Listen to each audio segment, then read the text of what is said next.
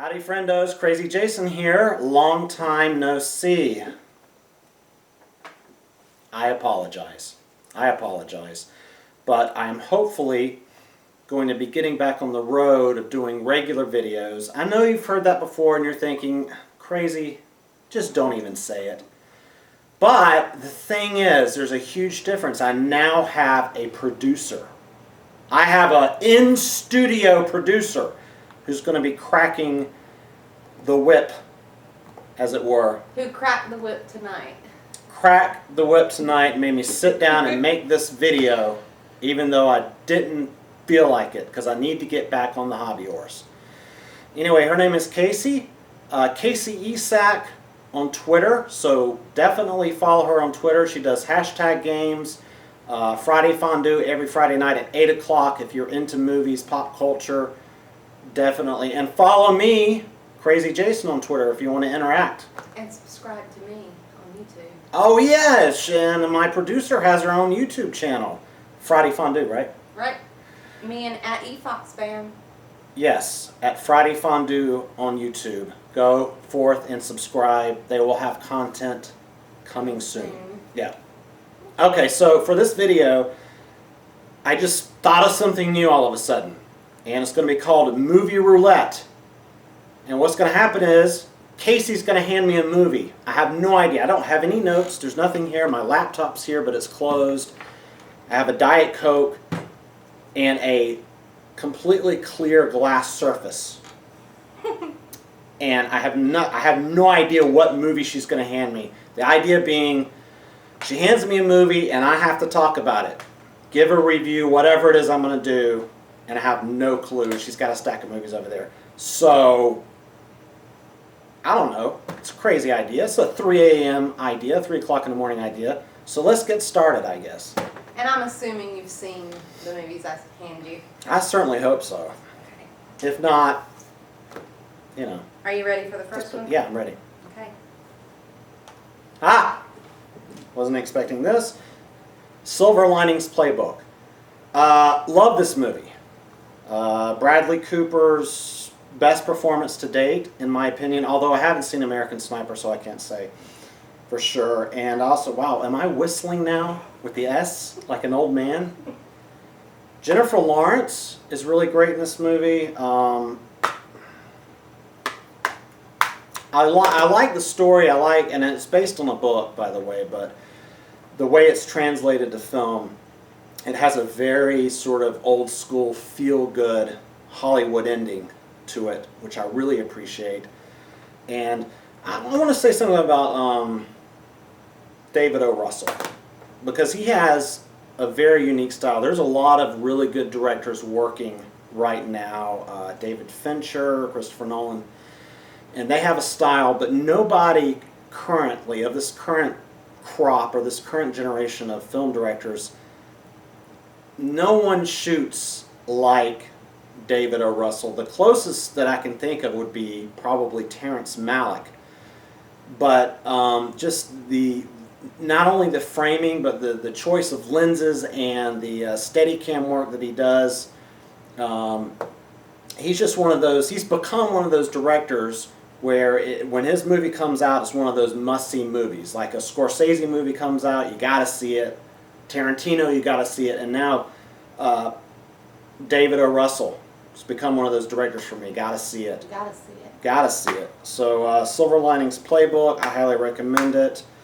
I haven't watched this on Blu-ray in a really long time, so I don't know about the picture quality. I assume it's good because this is a fairly new release movie. It's not a catalog title. I definitely recommend the special features because I believe there was something kind of touching in the David O. Russell sort of made this movie for his son, who I don't know, I think his son's was like 20 or 21 at the time. And I believe he was suffering from depression or something. And David O. Russell wanted to make an inspiring movie for him because the character, Bradley Cooper's character, is suffering from depression. Is that right? Depression? I think he's bipolar. Bipolar. And I think maybe David O. Russell's son is also bipolar. But did you know that story? Yeah. Did you know that he made it for his son? Yeah. It's the most accurate portrayal of crazy people I've ever seen in a movie. I guess you would know, huh? Yeah. She would I know. say as I look at you. There are reasons why they call me crazy. All right, next movie. All right, you ready? Yes. Quite different. Oh, wow. Okay, we're really switching gears. Hustle and Flow. I love this movie. I love the look of this movie. I'm pretty sure, although I'm not completely, because Yeah, I have no I'm access to IMDb here. Totally trying to challenge you. Yeah, you're challenging me. I believe this was shot on Super 16. I believe it was shot on Super 16 millimeter, and I'm a big fan of that film format. I really like the look of it. You like the song. I do like the song. I think I played the entire album one day and drove you insane. No, I danced around. That's right, you danced around, but then you got tired of it. Hustle and Flow. This was my introduction to Terrence Howard, who gives a great performance in this movie as a pimp who wants more out of life. So this is one of those movies where you have a central character who's not your traditional hero type. You know, you've got a pimp. He pimps out women, and he has a stable of women in this house. But these women sort of become incorporated into his dream, and they each have their part to play. But he's still a pimp, you know, and there's even one scene later on in the movie, even though in the course of pursuing his dream, he becomes a little bit more respectful of his women. But there's a scene later on where he needs he needs a microphone, a better microphone, like I do. I need a better microphone. I need a shotgun mic, but he needs a microphone, so he goes to a pawn shop, and he doesn't have the money for the microphone, but he offers up his girl to the owner of the pawn shop for the microphone, and she gets really upset about it because it's not a traditional. She's sort of off the clock, I guess you could say. And they're supposed to be in it together because he tells her, you know, they're partners. And it was a good scene where she's really upset, and he's genuinely sorry about it. But Well, you know what they say. What do they say? It's hard out there for a pimp. It is hard out there for a pimp trying to make the money for the rent. Yeah. The one thing that irritates me about this movie is he is inspired by this other rapper who I guess came 20 years before, and this other rapper started out by giving out tapes, like cassette tapes, of the music he made back in the 80s, I guess.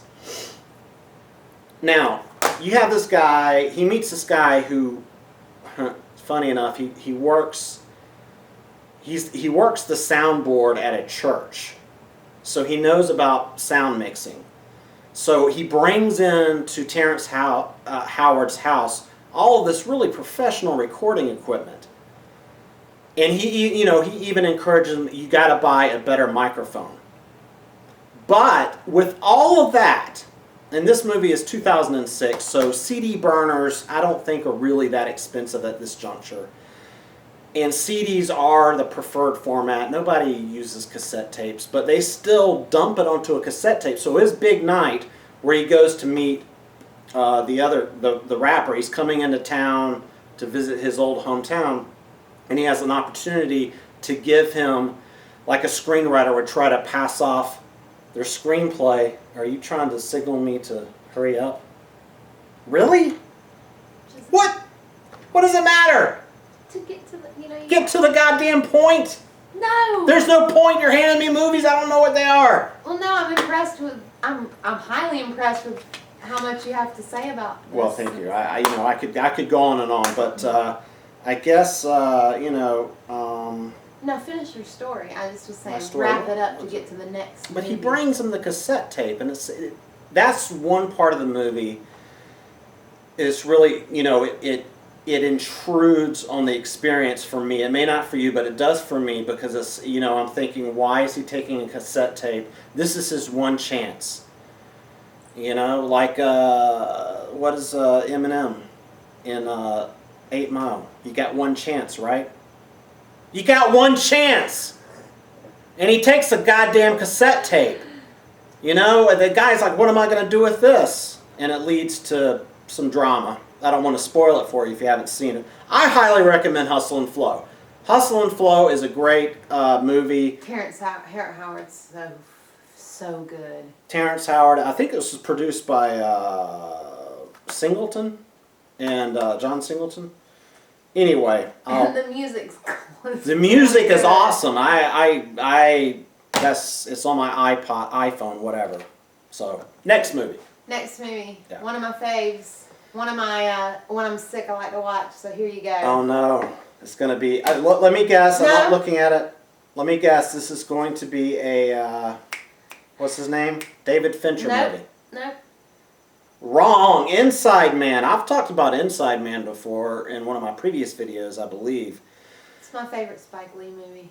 Yeah, I don't know if this is I'm sorry, Spike Lee joint. It's your favorite Spike Lee joint, yes. I don't know if this is underappreciated. I think people still talk about this movie. I want to say something though. There was a recent list put out by, I want to say BFI, but that's the British Film Institute. Now, I think it was put out by, what am I thinking of? The big television AFI? No, the British television. Oh yeah, BBC. Oh, BBC. I think BBC. They put out and they polled all of these critics from all over. It was a big kind of a poll to come up with the top 100 best American films.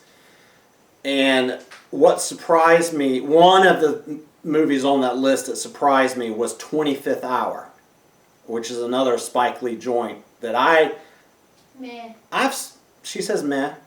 That reminds me, Son of Sam is on demand. I'd like to watch that. If you can remember that, please. Producer? Yeah. Since you've got the brain and I have the memory of a dog. Okay. Anyway, Inside Man. Not your typical Spike Lee joint. This is kind of more, not a straightforward thriller because there are the stylistic touches like the camera moves and the jazzy score. But everybody involved. Denzel Washington, top of his game. Clive Owen. Poor Clive Owen. He hasn't been in a lot lately. No, he's got the nick. He's got a good TV show, popular. Oh, really? Yeah. I didn't know that. Yeah. Jodie Foster is playing her usual Jodie Foster lately role, where she's kind of like a powerful sort of woman who wears a suit. Is that right? I mean, that's right? Like a government official she usually plays or something like that. Yeah, I can. Yeah, anyway, I highly recommend this. It's really rewatchable. Great script, story, all around great movie. Inside Man. Next. Okay, you get a twofer. Twofer. Yeah. Hey, and it's Tuesday. Because in two different ways they're related. So do with that what you will. You ready? Reach. Reaching for the stars. Whoa, okay. Jeez, that's crazy. You're trying to kill me. No. You're trying to kill me. How can I just talk about these movies in a short amount of You got time? an easy lead in. American, Christian Bale. Christian Bale. American Hustle and American Psycho. Gosh, I was just thinking about American Psycho earlier. American Hustle, again, is a David O. Russell film. Won a lot. Did it win? No, it was just nominated for Best Picture. It was nominated for everything. It was nominated for 10 Academy Awards. I like that they used this cover on the Blu-ray. This is the poster, and when the movie came out, I remember saying that I hope they used the poster for the Blu-ray, and they did. And I have to say, we went to see this movie on Christmas Day and saw this back-to-back with The Wolf of Wall Street. That was the most enjoyable movie experience It was an of my life, amazing day to see American Hustle and Wolf of Wall Street back-to-back in one day. It was great. On Christmas Day. The superior movie, in my opinion, is Wolf of Wall Street. I know a lot of people would disagree with me. I know there's a lot of people out there who have little regard for The Wolf of Wall Street. For me, I think the main thing for me is Leonardo DiCaprio's acting, but it's really about Martin Scorsese, because when we saw Wolf of Wall Street, it's like he's back. He's got the vitality that I thought he had lost, that I thought he didn't have since Goodfellas or Cape Fear. Cape Fear. Thank you. Cape Fear, I thought, was the last vigorous Martin Scorsese movie, you know, and then Wolf of Wall Street. But we're not talking about Wolf of Wall Street. We're talking about American Hustle. American Hustle, a really good film. I will revisit it someday. I did not put it on the same pedestal as The Wolf of Wall Street. I watched it last night. You like it a lot better than me, right? It's one of my I could watch it a million times in my life. I love it. I think for me it's a case of style over substance. Now, Christian Bale is fantastic as this character. You believe him. He is this character. He embodies this character. And it's funny. It's got a lot of funny moments. It made me not dislike Jeremy Renner anymore. Right. Well, I don't know why you dislike Jeremy Renner in the first place. But everybody in this movie is great across the board. Even there's some hilarious scenes with Louis C.K., who's got a small role in it. Yeah. Him and Bradley Cooper. I mean, I'm not talking ill of the movie. It's funny. It's very stylish, and the use of popular music, the use of Led Zeppelin, and I mean, don't get me wrong. I highly recommend seeing it. The Blu-ray looks great. Well, does it? Yeah. Because I don't think I've sat and watched it. I'm going to have to revisit this. I know it was a good movie. Even had a really good cameo by De Niro, who was probably doing his best work in 20 years as well. With David O. Russell. Well, doing his best work since Silver Linings, but yeah. American Hustle. American Psycho. I remember this when it came out in theater, saw it in the theater, and I instantly said, this is going to be a cult classic. I mean, this is instantly a great movie, and a lot of people, I don't really think many people agreed with it. They're just kind of meh at the time. But over the years, it has grown into what I realized it would be, which is bigger than I thought, because it's really sort of ingrained. If you're a film lover, and you love, you love psychotic movies. I don't know what, exciting movies, movies with great acting, dark comedy, movies with guys running down a hallway with a chainsaw naked.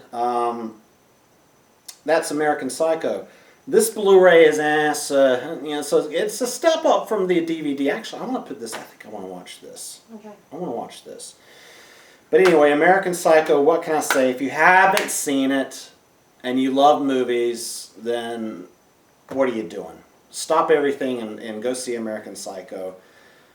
Christian Bale. I think this was the movie where I think this movie did Christian Bale a lot of good, because he was fantastic in it. Really funny movie, really entertaining movie. Again, good acting all around, and good directing by Mary Herron. It's directed by a woman. So I say that like it's 1965. What am I? Mad Men? Yeah, what the fuck? Yeah. That was a little harsh. Well, I was just saying out of... But no, the reason why I was wondering is it had to be directed by a woman, or else the man who directed it would have been lynched or something. But no, here's the thing. I think. Yeah, you're right about that. I think it's as sexist as it can be, based on the book. But if it's directed by a woman. But she saw the comedy in it. Yeah, the comedy gold in it. Yeah. I will say that this is far superior to the book. I mean, I may be. Ooh, the book's no fun. The book's horrible. Yeah, I'm sorry to say, if you're a fan, I apologize, but this is superior, in my opinion. It's just my opinion. Is superior, way superior to the book. But Mary Herron, and again, I have no access to any internet, so I'm maybe talking about my ass here. I think she directed Pet Sematary. That's why there was a surprise. And to go back to the 1965 Mad Men. No, actually, there's still a problem today with female directors getting big gigs. And an example that I'll give you is Kimberly Pierce, who directed the remake of Carrie. and she's one of my favorite directors solely based on Boys Don't Cry, which is one of my favorite movies and one of the best independent films of the past 20 years, in my most humble opinion. And I expected great movies from her, but I've heard and I've read articles that she struggled over the years to get her movies made. She also made Stop Loss, which was a very good movie, not on the level of Boys Don't Cry, but still a solid movie. And she finally got a studio movie in Carrie, which I thought was a pretty good remake. Definitely rewatchable, different from the original, obviously. But see, there's an example there. And I think I've even heard from Kimberly Pierce herself, not personally, but I've read or what have you, that there's still a problem with female directors getting the big juicy gigs in Hollywood. Whenever a female director is nominated, they make a huge deal about it because it rarely happens. Right. So, she did not, by the way, direct Pet Sematary 2. Pet Sematary 1. Or Pet Sematary 1. Mary Herron, what did Mary Herron do? She did, as your producer, I advise you to let me look stuff up. Yeah, hurry up, because... she did some TV shows. She did some episode of the L Word, 6 Feet Under, Big Love. I'm looking for movies. The Big Moth Love. Diaries, I don't know what that is. Big Love was a great series. Another great HBO series. Will you look up Pet Sematary really quick? Because I'm trying... She did I Shot Andy Warhol in the Betty Page movie. Too well-regarded. I saw I Shot Andy Warhol. Really wasn't for me. I've been meaning to see the Betty Page movie, but I missed out on it. It looked like something I would like. But yeah, it's pretty good. But I would like to know Pet Sematary because I knew it was directed by... Mary Lambert. Mary Lambert. You can see where I would get the confusion. Yes. It's not bad considering I don't have access to IMDb. No. Mary Lambert. Did Mary Lambert go on to do anything? I don't think so, but maybe I'm wrong. Oh. Anything? These aren't, I mean, it's not like, okay, like just, a great... She's still working. As long as you're working, that's what I say. I'd be happy to work. I'd be happy to direct a Lifetime movie. She did Pet Sematary 2 also. If you're a producer out there, and you're making any kind of a Lifetime movie, I will be happy to direct it, especially if it's starring Will Ferrell. Has that aired yet, by the way, the Will Ferrell Lifetime movie?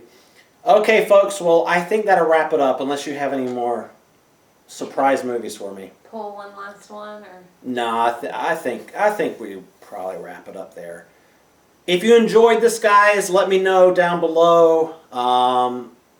And if you want to see more videos like this, we'll call them a Movie Roulette, where I have absolutely no idea what's going to be thrust in front of me. And also remember to follow me on Twitter, Crazy Jason, and Cobweb, Kacey Esack on Twitter. So that'll do her. I'm Crazy Jason, and I'll see you next time, baby.